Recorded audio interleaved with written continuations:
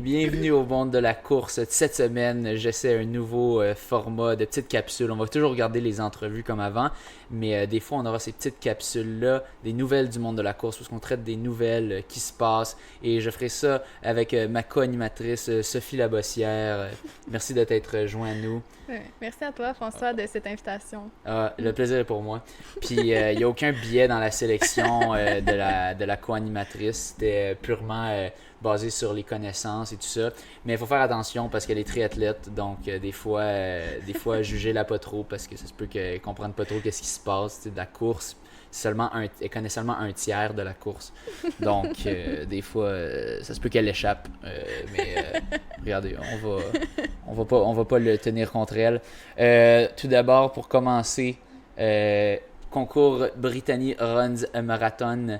Vous pouvez gagner une paire de billets pour ce film. Il y a en fait 2 paires de billets à faire tirer. La 3e paire, je la garde pour moi.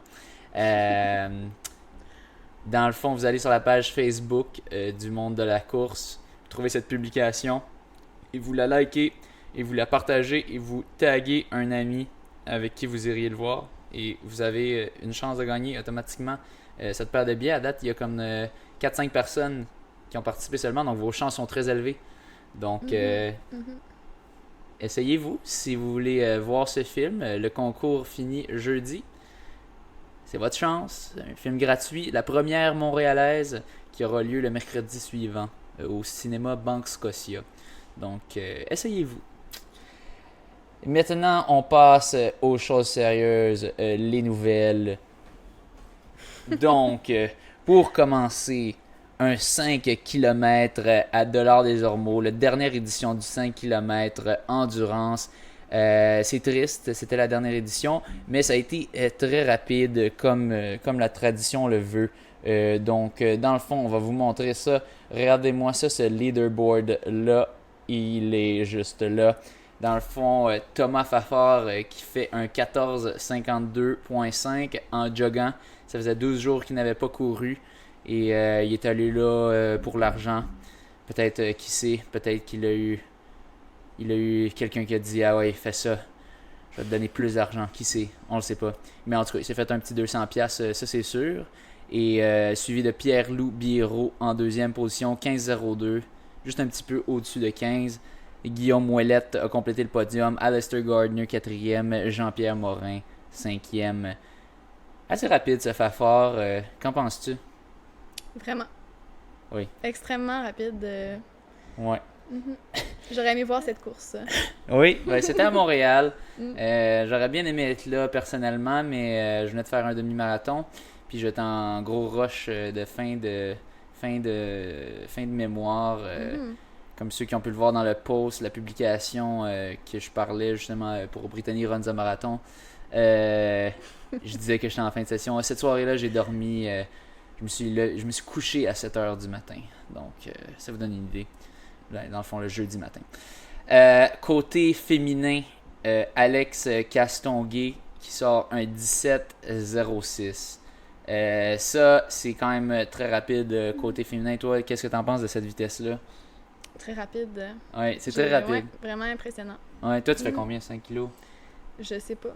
Je sais pas. Je vais pas en parler. C'est ça, elle veut pas en parler, regarde. Mais Alex, très rapide. Et on a d'ailleurs Éric Fournier qui nous a fait un petit post là-dessus. C'est dans le fond sur les moms, les fast moms. Donc on voit ça à l'écran. Pour ceux qui regardent ça sur YouTube. Quand même, c'est un peu une nouvelle mode, les mamans rapides, mais ça marche quand même. Le mommy doping, comme on dit.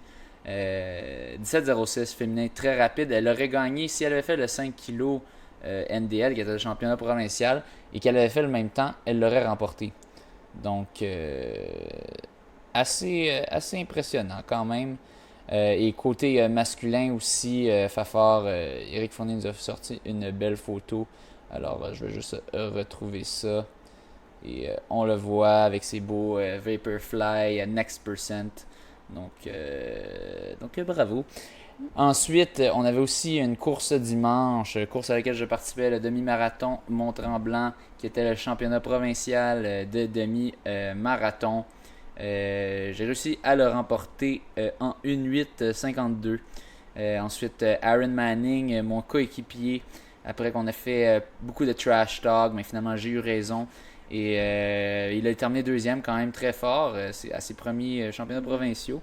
En un temps de 1:11:48 et c'est Samuel Trudel qui a complété le podium.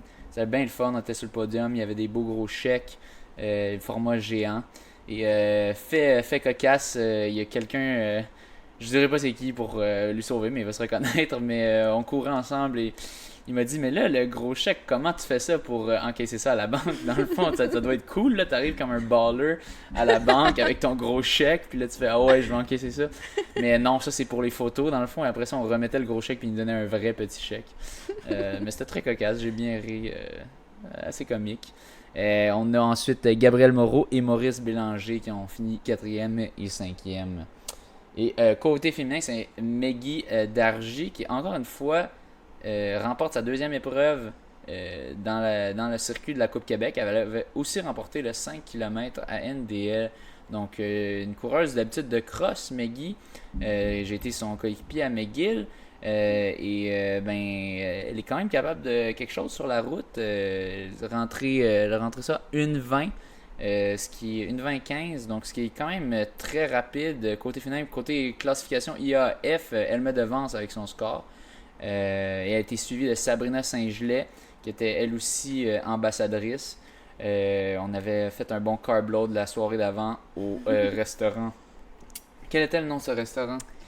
Il y a le mot spaghetti dedans. Ouais, la maison du spaghetti, Ouais, voilà. ouais. Donc, on voulait pas se tromper. On était allé à la maison du spaghetti, on a fait un bon carb load. Et il semble que ça a bien marché pour elle, ça a bien fonctionné. Je sais qu'elle visait quand même la première position, mais Meggy, cette journée-là, était vraiment en force. Il n'y avait rien à faire. Puis elle a quand même fait tout un temps. 1:21, je pense qu'elle était quand même très satisfaite. Demi-marathon Mont-Tremblant, qui est un parcours quand même coûteux. Vous pouvez aller voir ça sur Strava. Vous pouvez voir sa run ou la mienne. Il y a quand même des bonnes côtes, un dénivelé négatif tout de même au final, donc on descend plus qu'on monte, mais les côtes fesses. Donc il faut rajouter, moi je dirais un bon 1, 2, 3 minutes au temps qui ont été effectués pour avoir une idée sur un demi-marathon plat. Donc quand même respectable. Bianca Prémont finit 3e, 1:26:54. 1:24:54. Bianca que j'avais reçu il y a plus que quelques semaines, quelques mois au podcast. Un excellent épisode et je vais sûrement la recevoir à nouveau pour discuter de nourriture végane parce qu'on n'avait pas eu l'occasion. On était allé dans un sujet et après ça, je voulais pas trop élaborer là-dessus. Bref, Bianca qui obtient la médaille de bronze. Et enfin, 4e, Elissa Legault et 5e, Laura Eyanta.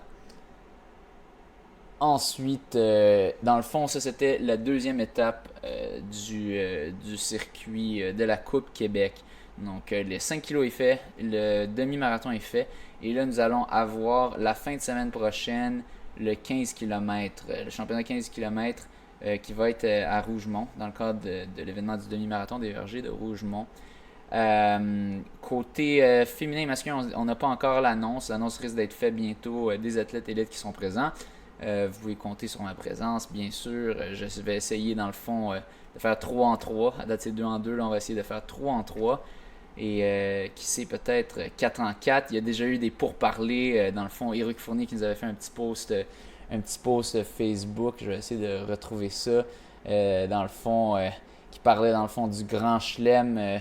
Du premier grand chelem de course, dans le fond. Dans le fond, le grand chelem, il y a ça au tennis ou bien donc peut-être, j'ai oublié c'est quoi l'autre sport que ça, mais dans le fond, c'est de remporter les 4 épreuves majeures.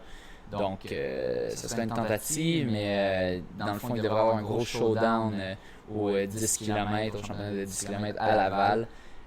Mais on ira plus à ça en temps et lieu. Mais on a le 15 km qui va avoir lieu la fin de semaine prochaine. Ensuite, pour continuer dans les nouvelles, on a demain, en fait ça va déjà être passé, le demi-marathon de la Chine qui va avoir lieu. Étant donné que c'est passé, on va en parler comme c'est déjà fait.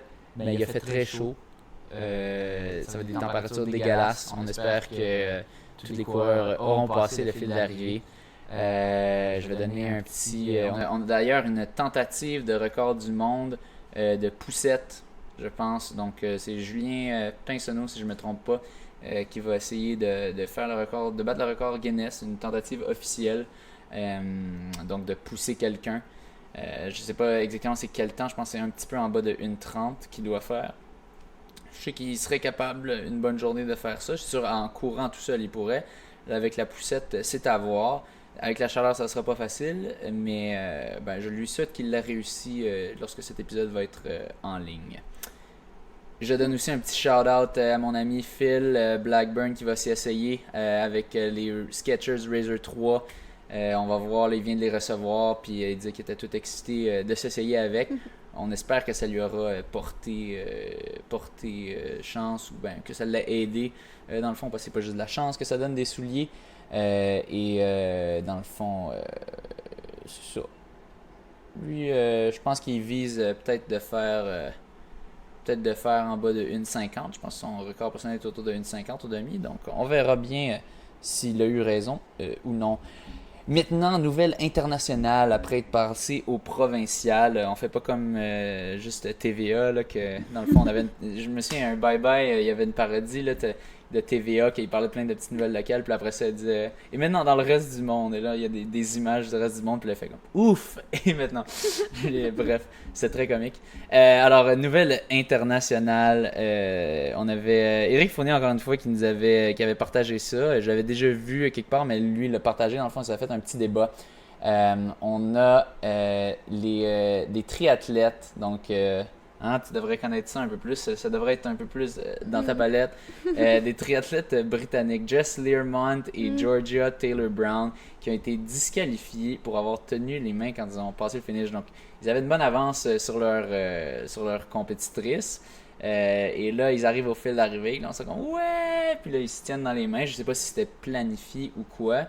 Ils ont été disqualifiés parce qu'il y a un règlement qui dit que tu n'as pas le droit de faire, quand tu es dans une fin de course, tu dois donner le plus d'efforts possible pour te séparer de l'autre personne, pour essayer de le remporter. Et dans le fond, ce règlement a été appliqué à la lettre parce que là, ils n'ont pas essayé de se séparer, ils ont fait exprès pour arriver en même temps. Et les deux ont été disqualifiés. Donc la troisième, qui était comme 15 secondes derrière, a eu la première place. Le quatrième, cinquième ont eu 2-3. Et c'était l'épreuve de classification.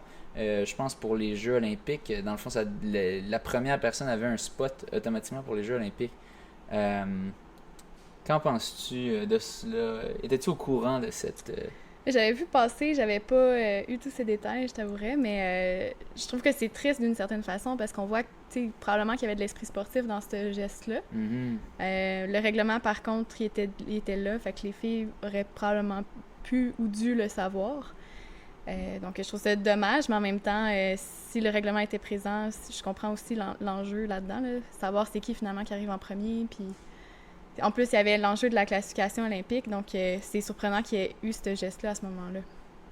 Qu'est-ce que t'en penses, toi, François?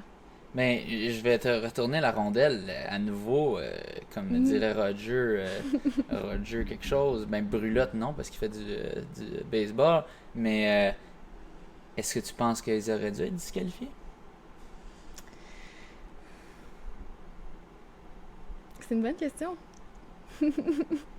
Ben, le règlement, il était là pas pour rien, j'imagine. Là. J'imagine qu'il y a plusieurs raisons à ce règlement-là. J'imagine que je connais pas toutes ces raisons, donc pour prendre la décision, c'est un peu dur, mais si on fait des exceptions pour tout dans la vie, ça peut être difficile après ça d'appliquer le règlement quand c'est vraiment nécessaire de le faire. Donc, tu marches un peu sur un fil de soie dentaire. Je connais pas tous les paramètres. Là, Ben moi, je vais faire comme Richard Martineau, puis je vais me prononcer, mais je connais quand même plusieurs paramètres. Mais bref, dans le fond, Éric Fournier avait fait un post là-dessus, et Éric Fournier était contre cette décision. Il disait que c'était une honte, disait bref... Le quatrième et cinquième et troisième auraient pas dû aller au podium ou auraient eu honte d'aller au podium. Dans le fond, puis il a le droit à son opinion, mais moi, Dans le fond, je suis allé foutre la merde sur son post. Puis moi, j'ai dit mon opinion. Et je vais juste le lire. Puis en passant, j'ai eu pas mal de likes. Fait que je pense que j'avais un peu raison. Dans le fond, j'ai dit, quand tu cours à ce niveau, tu devrais connaître les règlements. Parce que c'était un règlement qui était inscrit. Donc, tu es censé le connaître quand tu es un triathlète professionnel comme ces filles. Aussi, je n'aime pas cette mode de finir main dans la main chez les athlètes professionnels. Les athlètes devraient se battre jusqu'à la fin. Après, si tu veux féliciter ton coéquipier, tu peux le faire passer le fil d'arrivée. Donc, moi, j'ai la ligne dure. Je dis, le règlement, c'est le règlement. Si tu le connaissais pas, nul n'est censé ignorer la loi, comme dit le dicton. Mon père est étudiant en loi, puis il me l'a déjà dit, ce dicton. C'est un fait, faut que tu le saches. Puis c'est ça. Puis juste à la base, je comprends pas trop. Tu sais, oui, ça fait une belle image et tout ça, mais moi, une course dans ma tête, ça finit à passer le fil d'arrivée. Donc, j'ai un peu de misère avec ça. Moi, même si j'ai mon coéquipier juste à côté de moi, j'ai envie qu'on se batte jusqu'à la fin. J'ai envie de voir c'est qui le meilleur des deux. Puis t'es dans cette course là. Puis j'ai pas envie qu'ils me disent veux-tu qu'on finisse main dans la main. Moi je vais faire comme non, bye. Non, moi j'ai envie de courir jusqu'à la fin puis de tout donner. Donc c'est ça. Donc moi et dans le fond ensuite Eric disait oui, je comprends que c'est le règlement. Mais ce règlement est pas correct. Dans le fond, c'est le règlement qu'il faudrait changer. Oui, c'est correct qu'il se fasse disqualifier parce qu'on applique le règlement. Mais il faudrait changer le règlement. Moi, je réplique. Non, moi j'aime ce règlement-là. Je vais pas pleurer s'il n'existe plus. Parce que c'est quand même un peu weird. C'est un peu comme au tennis, dans le fond, qu'il y a souvent des règlements, ça qui me gosse, d'effort minimum. Donc, mettons que tu perds, tu es en train de complètement perdre une manche au tennis. Là. Mettons que tu es en train de. Tu perds comme. Tu as juste une game, puis l'autre a comme 5 games. Mais tu es quand même censé continuer de jouer à ton maximum jusqu'à temps que tu perdes le set. Tandis des fois, tu as des joueurs qui sont comme un moment donné, je sais que j'ai perdu ce set-là, fait que je vais pas essayer de me battre pour rien, je vais sauver mon énergie pour me battre mieux dans l'autre set. Tu peux te faire disqualifier. Et ça, je trouve ça con, ça, par exemple, parce que c'est de la stratégie quand même d'essayer de sauver son énergie ou quoi.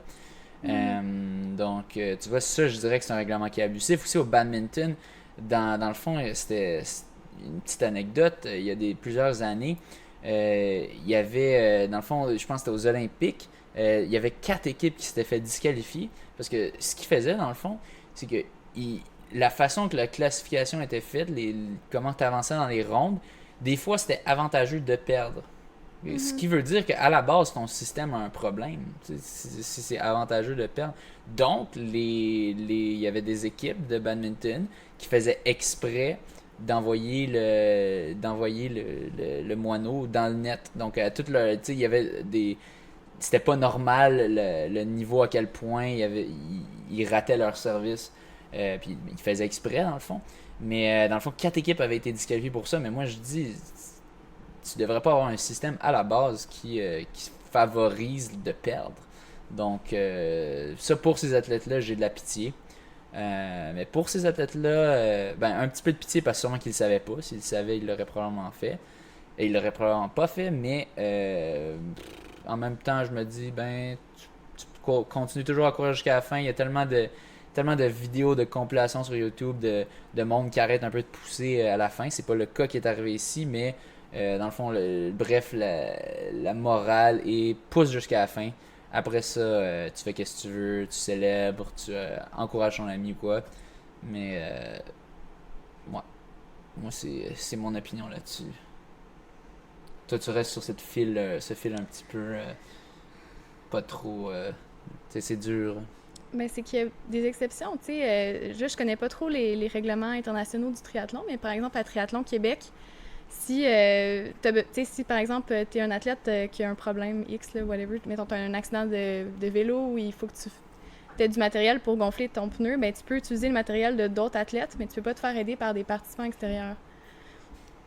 Je pense que dans un des triathlons, en tout cas qui avait été médiatisé, il y avait un gars qui avait eu un coup de chaleur, puis c'était un autre athlète qui l'avait aidé à finir la course. Fait qu'à ce moment-là, est-ce qu'on appliquerait encore ce règlement-là, tu sais? Mais est-ce que ça avait été appliqué? Je sais pas, je pense que non. Je pense que ça n'avait pas été appliqué. Ouais. Mais tu sais, je trouve que c'est beau, c'est un beau geste. Dans ce cas-ci, j'imagine, on voit la photo, puis les filles n'ont pas l'air en douleur ou quoi que ce soit, tu sais. Ils n'ont pas l'air de supporter. Fait que j'imagine que c'est vraiment pour. Oh, oui, c'était pas pour supporter, c'était juste de joie, mais tu sais. Moi, c'est ça, je comprends pas. Finis ta course, puis après ça, c'est même pas, c'était même pas nécessaire, là, c'était complètement pas nécessaire. C'est juste, on veut faire une belle photo, on veut faire un beau geste symbolique, mais en tout cas, d'habitude, la symbolique, l'exploit, tu vas le voir sur le temps, tu vas le voir sur la position, puis, mais de toute façon, ces filles-là vont probablement se lander des sponsorships ou des affaires même juste à cause de cette histoire qui a été ultra médiatisée. Comme quasiment personne parlerait de ce triathlon-là. Normalement, peut-être un peu dans le monde du triathlon, le monde connaîtrait ça, mais ça serait jamais rendu à mes oreilles de coureur qui connaît rien au triathlon si c'était pas de ça. Donc ça m'étonnerait pas que oui, elle vienne perdre la classification ou whatever, mais le fait d'être connue à ce point-là, tu sais, la nouvelle qui fait le tour du monde, oh mon Dieu, j'ai l'impression que ça va plus les aider en fait. Donc, il doit y avoir du bon là-dedans, là. Bon, c'est ça. C'est ça.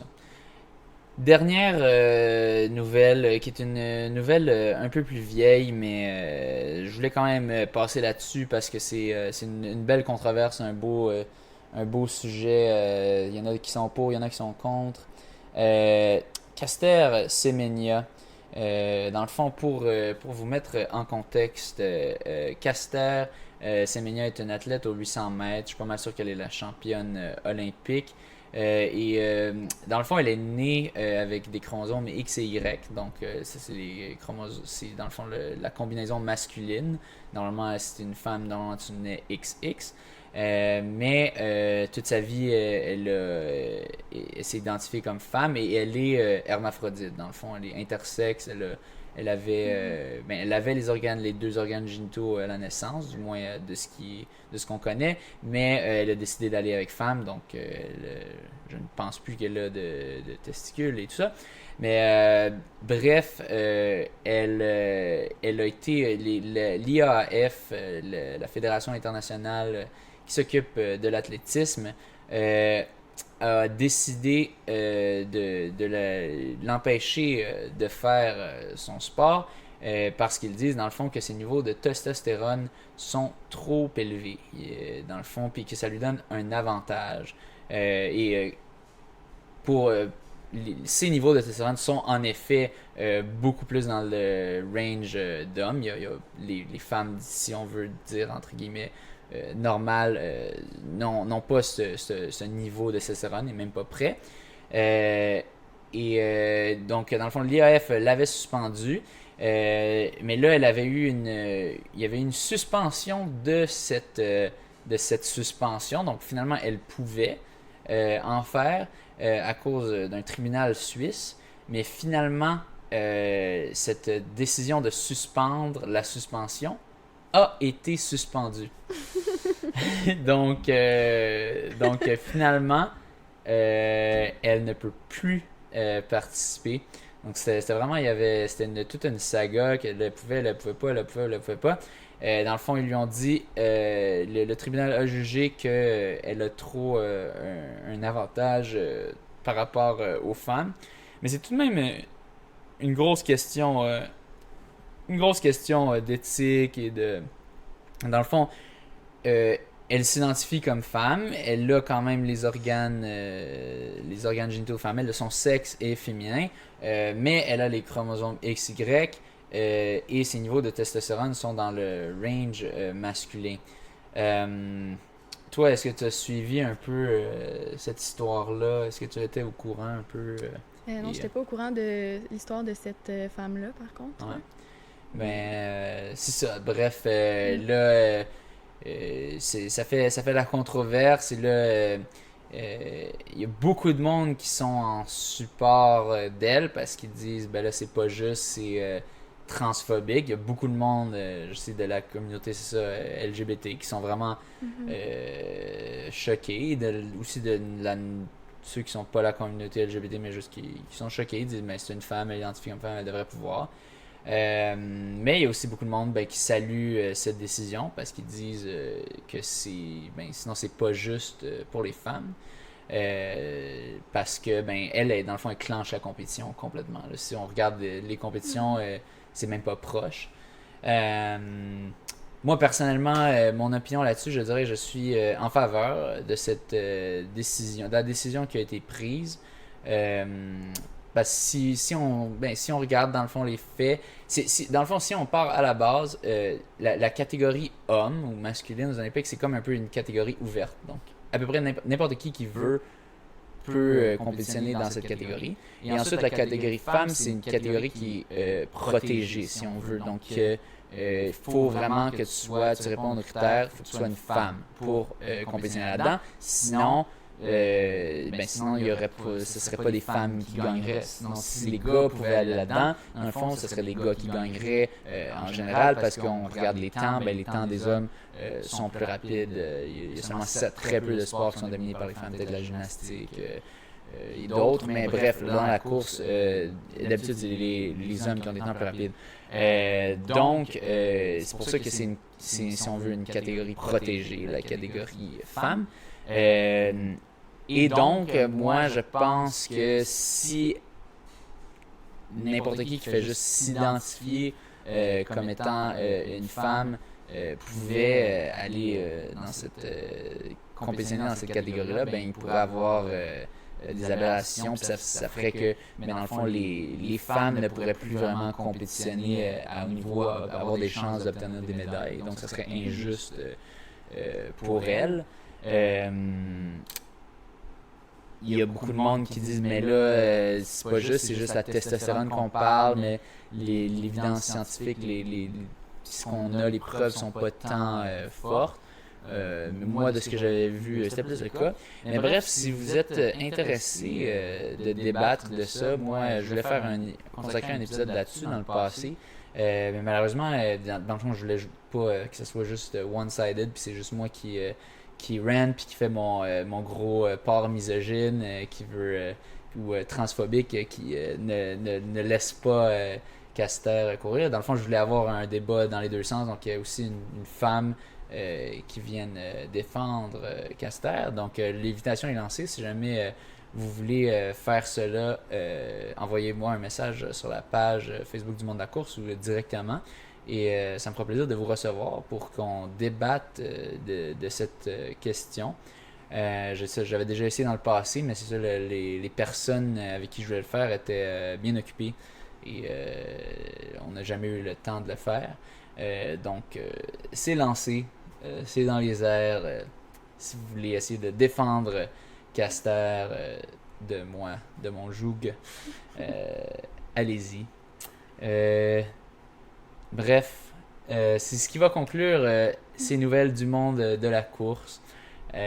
Donc, si vous aimez ce type de contenu un peu, laissez-moi savoir si vous aimez ça. Et si vous trouvez que c'est de la merde, laissez-moi savoir aussi. Je vais écrire les épisodes plus en conséquence. Ça se peut, si c'est de la merde, je fais juste des entrevues comme avant. Je vais continuer de faire des entrevues comme avant. Mais c'est ça, j'essaye cette petite formule. Parler un petit peu des nouvelles locales et internationales du monde de la course. Un petit rappel, encore une fois, du concours Brittany Runs a Marathon. Donc, si vous voulez tenter votre chance, vos chances sont très bonnes, beaucoup meilleures que n'importe quelle loterie en ce moment. On a environ 3-4 entrées légitimes dans le concours. Peut-être 5 si on veut. Mais donc vos chances sont très élevées en ce moment de gagner. Des billets gratuits pour la première. La fin du concours est ce jeudi à 22h. Et dans le fond, la première sera le mercredi suivant au cinéma Banque Scotia. Donc essayez-vous. Sur la page Facebook du Monde de la course. Sur ce, je vous remercie de nous avoir écoutés. Oui, merci. Puis sur ce, on se voit la semaine prochaine. Au revoir.